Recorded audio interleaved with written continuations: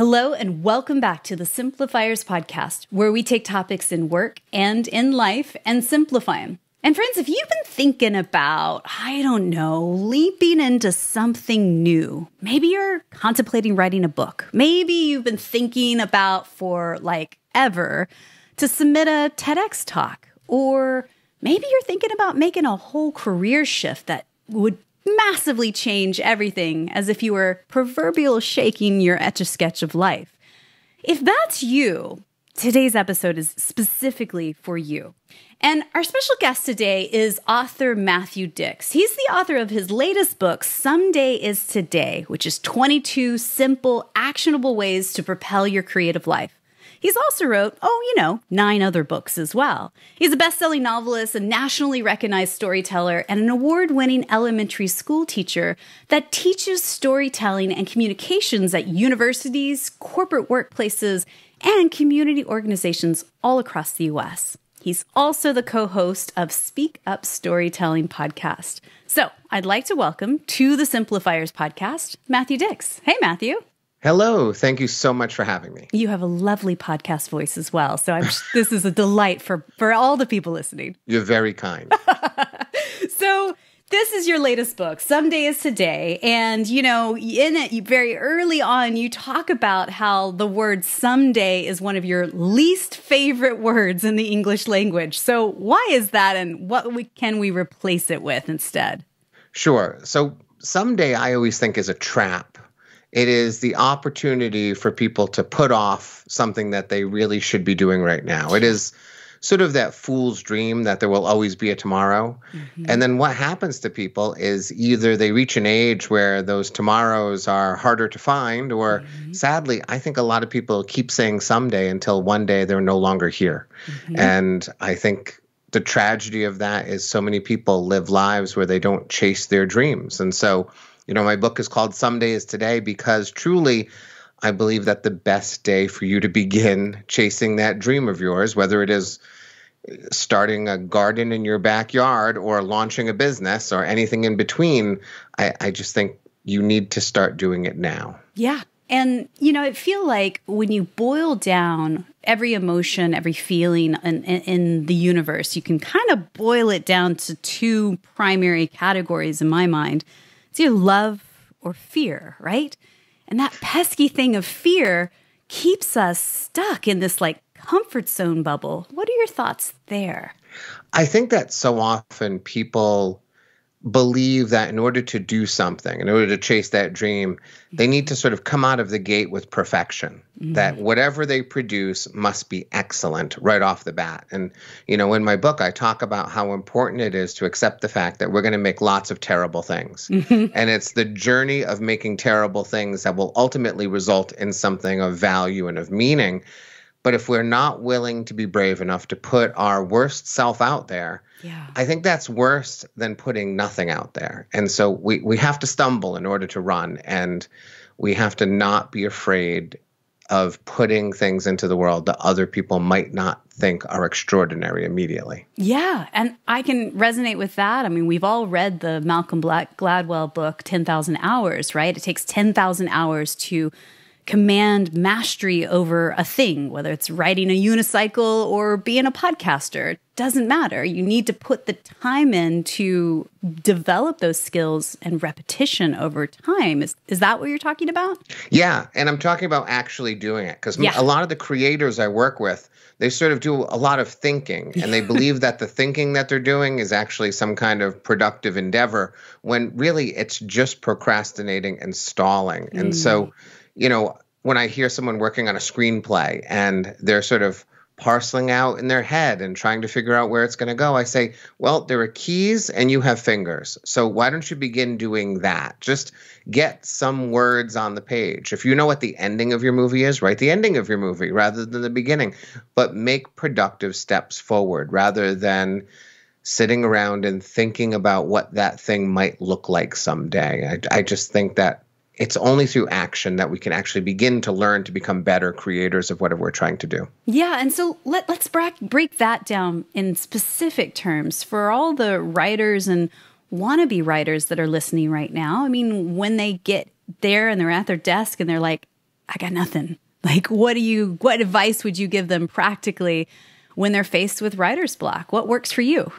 Well, for me, I've never really suffered from writer's block because whenever I'm stuck on one thing and I'm really stuck on it, all I do is I begin something else. And so, I have a novel that's under contract and it's supposed to be done, but I can't stare at a screen all day if I'm stuck in a spot that I don't know where to go with. So when I'm stuck there, I instead say, I'm going to go write a letter to one of my old teachers, or I'm going to write a poem, or I'm going to write a blog post, or I'm going to write a news story or start that secret novel I'm not telling anyone about because I'm afraid to not end up working in any way. As long as you're working as a writer, as long as you're assembling sentences in some order, you're becoming a better writer and you're producing something. And so rather than getting stuck on one thing, we have to allow ourselves as creative people to have a field of things that we're working on at all times. And that way you can't help but be productive. And you know what it makes me think of? Raise your hand if this is you out there listening right now. How many times have we bought some sort of online course or some program because we're like, oh, I need to get these skills before I start doing X, Y, Z, right? Like, and that's just another, maybe to a certain extent, yes, you do need some tangible skills, but mostly that's procrastination, isn't it? Yeah, and it's probably the desire for a magic pill, which most people want as well. They really want to sort of be offered something that will be the cure-all and allow them to be the brilliant person that they know they are inside, which they are inside, but it requires a lot of work and a lot of effort and making terrible things before you get to make something great. I made loads of terrible things in my business. Loads. And that's the thing is that we see people's stuff either in a podcast or on Instagram or whatever, and you go, oh, look how perfect and amazing is those video editing skills, the vocalization, the blah, blah, blah, blah, blah. It comes from repetition. So in your book, let's shift gears a little. You talk about the 100-year-old plan. What does that mean? Because maybe that could help us here. Sure. It's really about decision making. When I was 22 years old, I was involved in a really terrible armed robbery. And there was a moment during that robbery when there was a gun placed to my head and a man started counting back from 3. And he told me when he reached 1, he was going to kill me. And I 100% believed in that moment that I was at the end of my life. And the astounding thing about that moment for me was that I didn't have fear or anger or even sadness. The only feeling I felt in that moment was regret, that I was 22 years old and I had yet to even begin chasing the dreams that I had in my heart and mind. And so obviously I survived. There was no bullet in the gun when they pulled that trigger, and it took a long time for me to get past it. But, in a weird and terrible way, there was a gift involved with it because I understood with absolute clarity what it feels like to be at the end of your life and regret having lived the way you lived. And so the 100-year-old plan is the idea that if I make choices for myself today in the version I am today, I'm probably choosing golf and cheeseburgers. That's 1 and 2 for me all the time. But that's not going to lead to a fulfilling life. It's the idea that we can't make decisions always based upon what we want in the moment because it's not a good long-term view. So what I do is I imagine a 100-year-old version of me, someone lying in his deathbed far in the future, the person I will one day be. And I ask that person, I say, I've got 2 hours ahead of me. How should I spend them? And again, if I asked myself here, I'd get a cheeseburger and go play golf. But the 100-year-old version of me says, listen, golf is great and cheeseburgers are good, but you actually have a book you want to write. Yeah. And your son asked you to wrestle. And you have a cat that's only going to live 12 to 18 years. So why don't you go pet that cat? Because that cat's not going to be around as long as you think it's going to be around. And your wife is sitting on the patio and she's reading, and she would love it if you sat next to her and read with her. All of those things. He always offers me the wisdom that I need in order to make sure I'm making the right decisions right now, as opposed to the wrong decisions or what tragically people do, not making any decisions at all and just allowing the forces of the universe to push me in a direction rather than me making an intentional choice about the direction I'm going in. It's so beautiful. And thank you so much for sharing all of that, because I think a lot of times we get stuck either in the pleasures and gluttony of now, the golf and the cheeseburgers, or we get stuck in the inner child work. We let the 8-year-old version of us make decisions and drive the bus and keep us from doing things that we really in our deep soul want to accomplish but are too afraid to do. And I just love the reframe of it, that the 100-year-old version of you sits inside you now, that deep inner knowing and wisdom, and that you can call upon them just as easily as the 8-year-old. And, you know, when you're looking at your board of advisors, who are you gaining your advice from, right? Right. Yeah, I always tell people you really have to sort of imagine that person in a real way. And in the book, I actually recommend you either drawing that person or choosing that person from a magazine and sort of pasting them somewhere. I just had a woman email me today, and she said that her 100-year-old version is Rose from Titanic. And she printed a bunch of pictures of Rose from Titanic and put them all over the house to remind her that that is the person she's going to use when looking for the wisdom of how to spend this day. I love that. And I really hope that whoever is listening to us right now, wherever you are in the world, take a moment, press pause right now, and just drop into that. Because if that were true, which I believe it is, then how does that change your perspective today? I mean, in this present moment, right here. Yeah. I'll tell you that the 100-year-old version of me never suggests that I binge a Netflix television show and never suggests that I doom scroll on my phone, right? These are not things that my 100-year-old version thinks I should be spending any time doing. And frankly, there will be a time maybe in my life when binging Netflix is appropriate. It is when people stop asking me to do things and I'm not able to be as physically capable as I am today. There might be a time in the future where Netflix is waiting for me, but today there's better things in my life. Which that is a perfect segue into my next question, because I felt, as I read your book, and I really loved it, thank you so much for sharing it with me. I feel like the first half of the book entirely is all about time and the concept of time. So why do you spend so much time on talking about time, and why we really need to adjust our viewpoints on it in order to take that leap into something new? Well, so often the excuse that people make for not doing the thing they want to do is that they don't have the time. And oftentimes when I'm working with a client and we drill down into how they're actually spending their time, we discover that people have enormous amounts of time. And what is really happening in their life is they're dithering it away. You know, one of my friends read the book and she said one of the most life-changing things from the book for her was she always framed every activity in 30-minute or 60-minute increments, which means she discovered that there were all these like 9 minutes and 4 minutes and 11-minute periods throughout the day where she was essentially not doing anything because she couldn't imagine, well, what can I accomplish in 11 minutes or what can I get done in 4 minutes? But once you start to fill those times, you recognize those opportunities and you do things that are productive, either creatively or maybe you just do something that needs to be done so that you can get on to the next creative thing.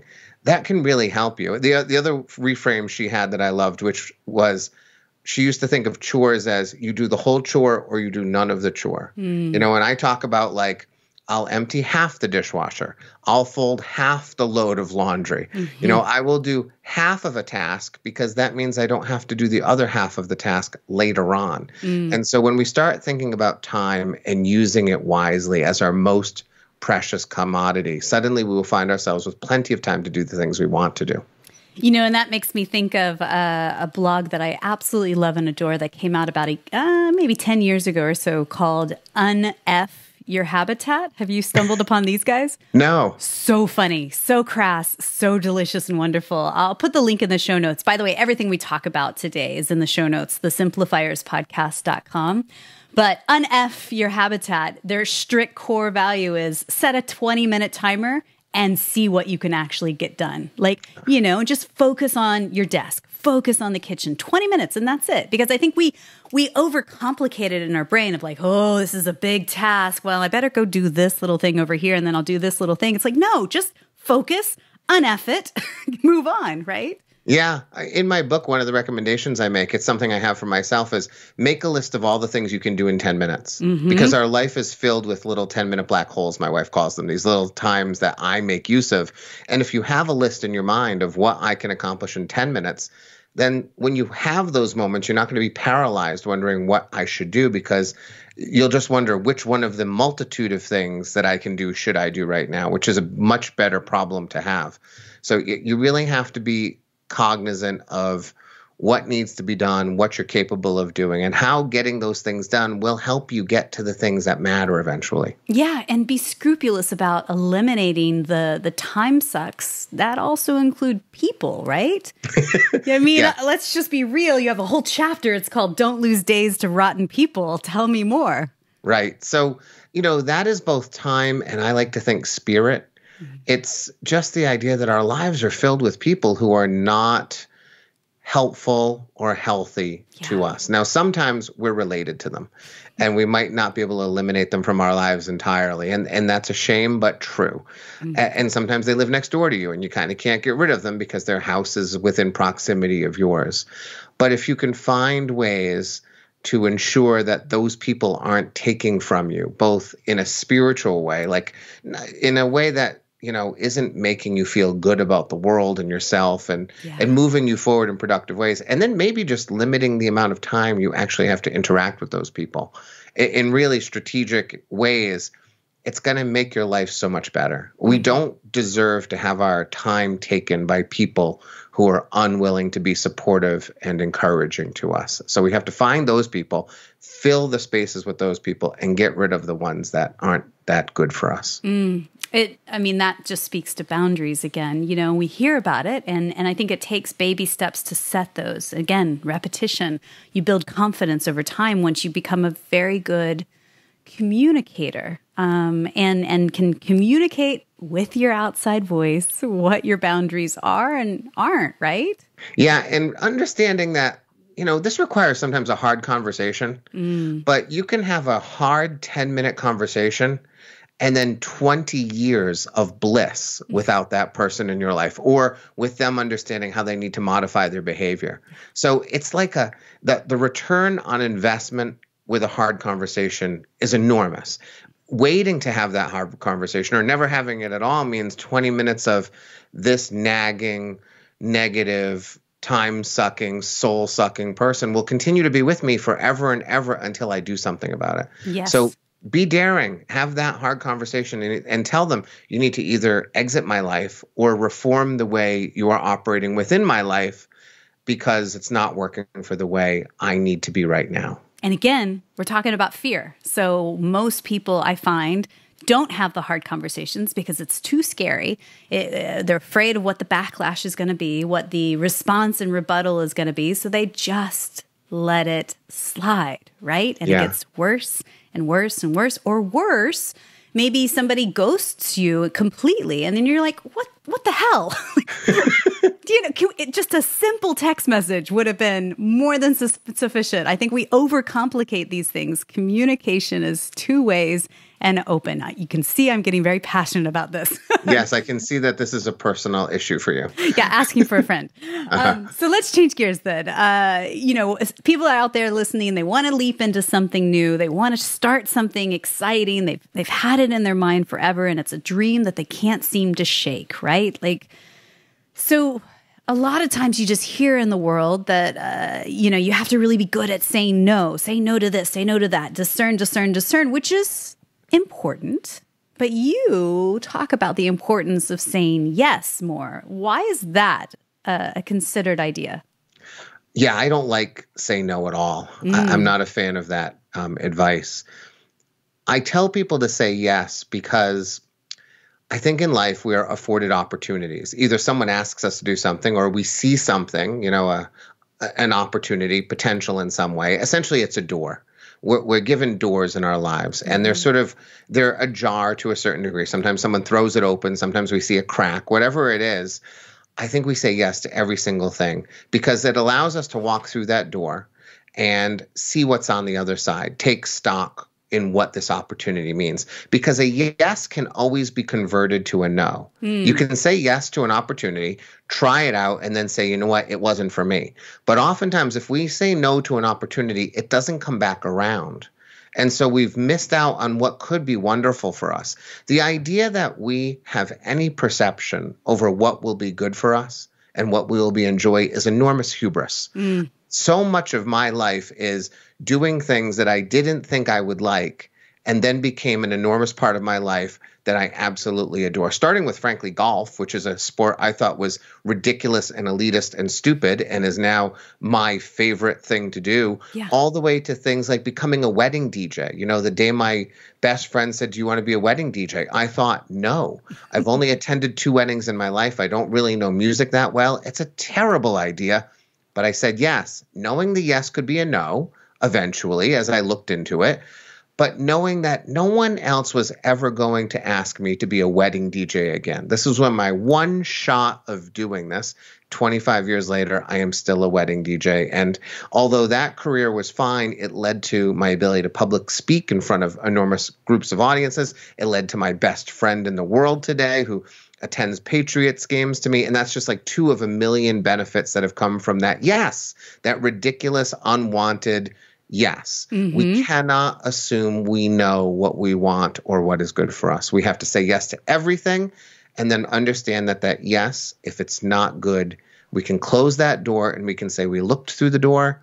We don't like what's behind the door, but we gave it a chance. Everything should be a yes. Yes, you open the door, you say thank you if it's not a match, and close it back up. So fun fact, I used to be a wedding DJ as well. Oh. And was that your idea or was someone asking you to do it? Oh, yeah, it was completely random. But then again, I was a radio DJ first. It was a natural 1-2 step, but it wasn't something that I thought was like my dream job at the moment. Right. But actually, it was quite fun. I enjoyed that year. That was great. Oh, some of my fondest memories come from being a wedding DJ, and then truly from going to Patriot games with my former client turned friend. And it's just when I hear people tell me, like, that's not for me, I think you haven't tried it yet. It's like my kids when they won't try food. You know, I've got these 2 terrible children who won't try anything that isn't like white and soft, you know. If it's not bread or cheese, they don't want to eat it. And I know in my heart, and they will know someday, how stupid they are to not try these new foods and give them honest chances. Yet that's how people treat their lives all the time. They treat their lives like broccoli. I'm not going to like that because it looks weird and it smells funny, and I'm sure I won't like the taste. The hubris involved in that belief is outrageous, and it just deprives people from having interesting lives. Well, and I mean, to that point exactly, I feel like I spoke to a doctor on the podcast one time that said that every single cell in your body becomes completely different and new every 7 years. So your physical whole body is completely different every 7 years. So how can you assume that what you didn't like 8 years ago is still something you don't like, as in food or, you know, a hobby or, you know, adventure or whatever? Right. Now, right? Just think about what you were like at 18 and then 28, and then depending how old you are, 38. Like you were an entirely different person at 18 compared to who you are today. And what you loved at 18 is definitely not what you love today. And that is continuing to be the case for you if you're willing to open those doors and say yes to the craziness. And to your point, I think when I have said yes to unexpected opportunities that have come along in my life, you know, it happens even... Granted, I am an extrovert, but I'm building more community. I'm building more network. And that, as I learn, as I get older, is how other doors, bigger, beautiful, more aligned doors start to make their way to me. It's just because my network of incredible people I know around the world has grown and grown and grown. Can't do that by sitting on the couch watching live streaming videos, right? No, you can't. And you do have to always remember that there will come a day when there are fewer doors in your life to open. You know, it's just inevitable that as we get older, there's going to probably be fewer opportunities for us. And we will look back. You know, if you speak to hospice workers and they talk about what people in their final days often talk about, it's regret. And so often it's regret about missed opportunities and an unwillingness to take a risk. And that essentially is the unwillingness to step through a frightening door or a weird door or a crazy door or something that we never imagined for ourselves. And I am really deeply obsessed with helping people live a life where at the end they're not feeling that awful feeling that I understand all too well. Well, it's funny enough. I mean, I literally have this quote sitting on my desk right now. It's from Martin Luther King Jr. Faith is taking the first step even when you don't see the whole staircase.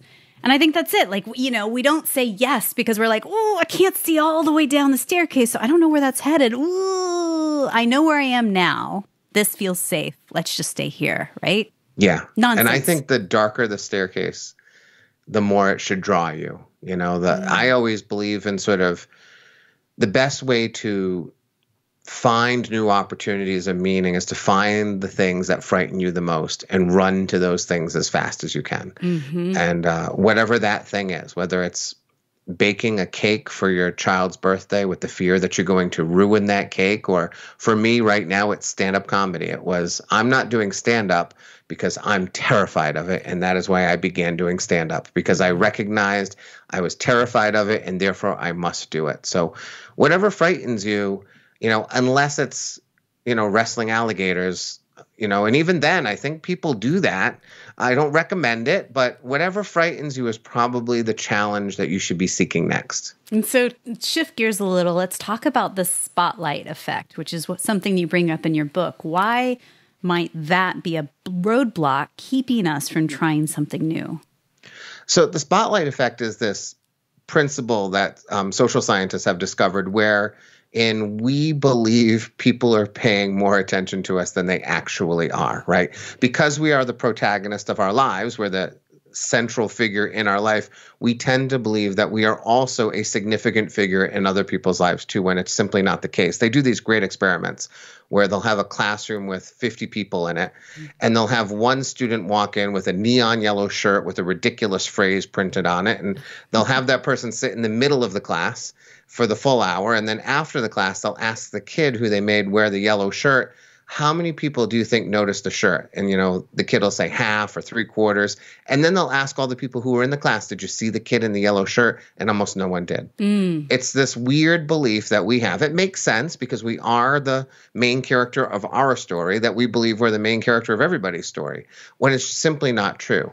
Now, in a small way, that allows us to do things like leave the house with a wrinkled shirt rather than spending the time ironing it and being late for wherever we're going, right? Or, you know, I used an example in the book where one of my friends saw me in the grocery store looking terrible because I had just been at the gym and I was sort of sweaty and gross and now grocery shopping. And my friend said, I could never be in the grocery store looking like this.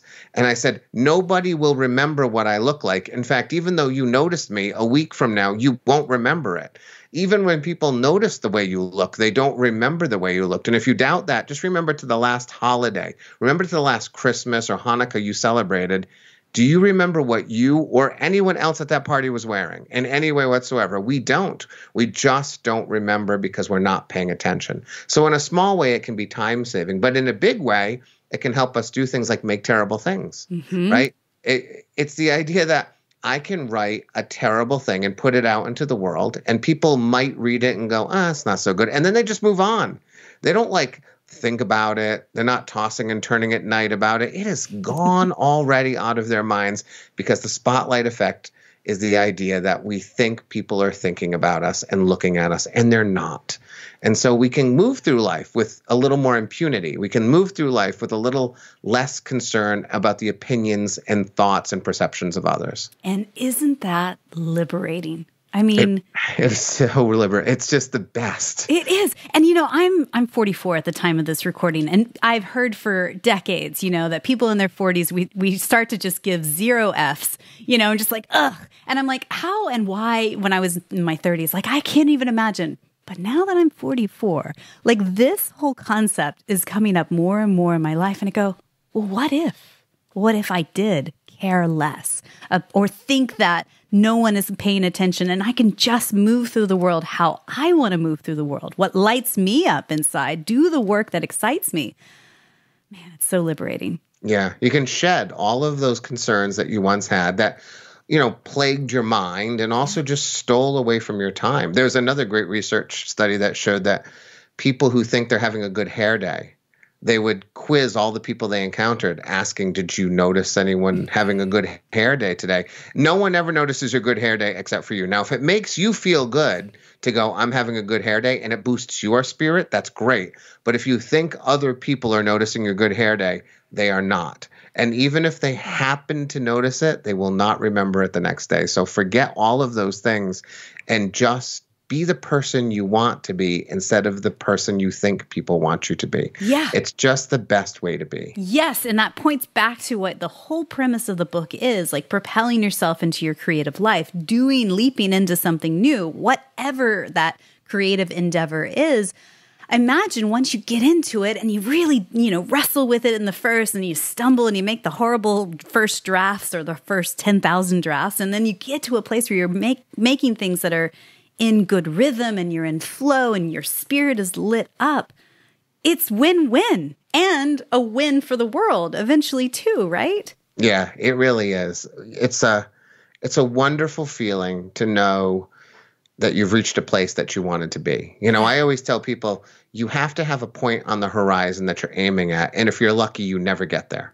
If you're lucky, it might shift. That horizon point might shift depending on what you're seeking on a certain day. But, you never want to sort of get there, but you do want to be heading in a direction. And when you get to some closer point and you say to yourself, I wanted to do a thing, and I accumulated a whole bunch of small decisions and strategies and work days and hard effort and sweat and tears. And now I got to that place. Mm-hmm. That's just extraordinary. And it's a glorious feeling to know that you've done something that you've always wanted to do. And I think you and I are so aligned in this part because that's really at the core and the ethos of what we do and what we teach over here at the Simplifiers is that what you realize is that you need a hell of a lot less than you thought in your life. Maybe in your early 20s, you're going after the corner office and the mega mansion and the this and the that. And then maybe the 1% gets there and they go, man, I got a pool guy I got to pay, a lawn guy I got to pay, a housekeeper, a house manager, a lifestyle manager, a social media man, like all the nonsense. And you go, wait a second, what was the most important thing that I was chasing after, striving for? And start to simplify down, distill down to the very best and do it. That's the secret. Yeah. And even if you are still fixated on that corner office for whatever reason you might be, I always tell people you have to celebrate every step along the way. Mm-hmm. I meet authors who say, well, I'm going to celebrate or have a party when I'm on the bestseller list. And I think, well, that sounds pretty foolish to me. I think if you write a book, you should have a party. Yeah. If I finish a chapter, like I get up and drink a Diet Coke and go for a bike ride because I deserve to enjoy myself for a moment because I finished a chapter. It's small steps along the way. Small decisions in our lives will accumulate into something that we find meaningful, but we have to find those steps meaningful as well. Mm-hmm. Otherwise, I think what happens is we eventually stop making them. Yeah. If we're not celebrating our steps along the way, eventually it starts to feel meaningless to us. So we have to love ourselves and what we're doing, despite the fact that we haven't gotten to that ultimate goal that we hoped to achieve one day. Yeah. And what I hear in that is the celebration in the micro moments along the way. Because let's be frank, I've set some pretty big goals in my life. And then it's as the journey went on, I'm like, I don't really want that. So I'm going to deviate this way. So you may never actually get to whatever that big beacon is in the horizon ever. So if you're living a life of if-then statements, you're bypassing the journey and the celebration along the way, right? Yeah. And that's why I always say your horizon endpoint can change, and that's perfectly okay. You used to want to be a this, but you want to be a that now. But the thing you should always have in your mind is a distant point that you're working towards. And that can be, I want my marriage to be better. That can be, I want my relationship with my father to be better. Or it can be, I want to build a church with my own hands. And that distant point is going to be perhaps even further away, but you've got to have something you're chasing.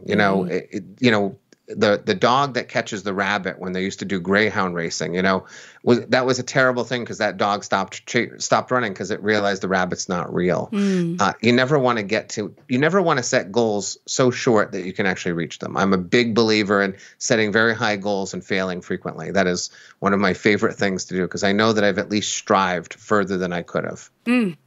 So if all of this stuff has perked your ears up and you're like, well, you know what? Maybe Matthew's on to something. I highly recommend checking out this book. It's called Someday is Today, 22 Simple, Actionable Ways to Propel Your Creative Life. And it's at bookstores all over the world, down the street, your local bookshop, or wherever you find books online. And Matthew, I just want to ask you a few questions as we wrap up that I ask everyone that comes on the podcast. And again, thank you so much. I feel like this is the kick in the pants that I think a lot of us kind of needed today. Well, I'm glad to help. That's it. Like, you have your spiritual gift. You are doing it. Well done, you. Thank you. So on that, here's my questions, rapid fire. Okay. Tell us one book or blog that you're reading these days that's either inspiring you or poking holes and challenging your belief system.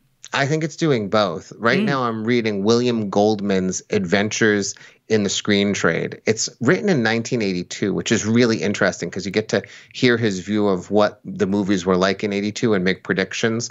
But if you want to write, it's a wonderful example of how to write. And it's a screenplay, but really it's a story. And it's been enlightening, but there have been moments where he tricks me and he says, do you think this is a good idea? And I, in my mind, say, yes, it is. And he goes, no, it's not. And he explains to me why I was wrong. It's a wonderful, wonderful book. It's an old book, but it's a great book that I have suddenly uncovered and I'm enjoying a lot. Love it. Well, we'll link that up in the show notes for people if you guys want to check that out. Again, the simplifierspodcast.com. So tell me, who's one person in your network, somebody that you know personally, you just feel is up to brilliant things? We could shine a spotlight on them, and who knows, maybe one day we'll have them on the podcast. So her name is Jenny Bonaldo. She's actually referenced several times in Someday is Today. I sort of make fun of her quite a bit throughout the book. She's a friend of mine. She's just finished her first novel. I read it. And I don't say nice things about writing unless it's true. It's a wonderfully written novel. She's also a moth storyteller. So she stands on stages in New York, Boston, here in Connecticut, and tells personal stories about really challenging topics like, her struggles with eating disorders and her struggles with parenting. Her husband fought in Iraq for a period of time, and that was challenging for them. But she's one of these people. She's an English teacher and she's a mom. And so I see her creativity as, something that I wish had more space and more opportunity. And so anytime I can champion the things that she's doing, I always do. I love it. We will link her in the show notes. If you guys are curious about what Jenny's doing, you can go over there as well. So I believe gratitude and simplicity go hand in hand. Tell me, what are you grateful for today? I guess today I am grateful for probably my wife more than anyone in the world. She is the kind of person that always makes sure that I feel okay about doing the things I need to do to chase my dreams. And so often I have friends who are bartering and negotiating, and sort of I have to wait for the right time to ask my spouse to do this thing. And my wife and I have always believed that we have to be fully supportive of each other creatively and in every way whatsoever, absent guilt or, absent any kind of horse trading for time. And that has been an enormous benefit for me. So her partnership, our equal partnership in this creative life of ours, has been enormously helpful to me. Huzzah. I think that's what we all aim for in relationships, is a equal running partner in life where you each support and celebrate each other in accomplishing what it is you really want to create in the world. Well done. Wow. So you can find Matthew's work online, MatthewDix.com, and you're on Facebook and Twitter and YouTube. Is there one place you hang out most if people connect with you? Well, if you want to see me in my best sorts, you'll see me on Instagram. And if you want to see me in my cantankerous sorts, you'll find me on Twitter. Okay, perfect. And again, the book is out now, so you guys can check that out. So Matthew, my final question for you today is this, and just take a moment to acknowledge you. Thank you so much for writing this book. I think this is really going to make an impact in the world for so many people. And again, when people get up and out of their comfort zone and make something great, this is how we make positive change in the world. So thank you for writing this. Thank you. Someone somewhere is listening to this and listening to you and I right now, and they are on the verge of taking a massive leap. What's one thing you could whisper into their ear right now just to encourage them in this moment? I want people to remember that I think the struggle so many people have in their life is not making bad decisions, but not making any decisions. I think most people live lives like water down a mountain, finding the path of least resistance. And so if you're thinking about doing something small or enormous, don't be afraid to make bad decisions along the way. The only tragedy truly will be if you make no decision and you remain complacent and you just allow people or the universe or the forces around you to sort of dictate the path that you're on. Don't be afraid to blunder your whole way down the mountain if it's your choice each step of the way. Hell yeah, it's time to do the thing. Thank you, Matthew, so much for your time. Thank you. Thanks so much.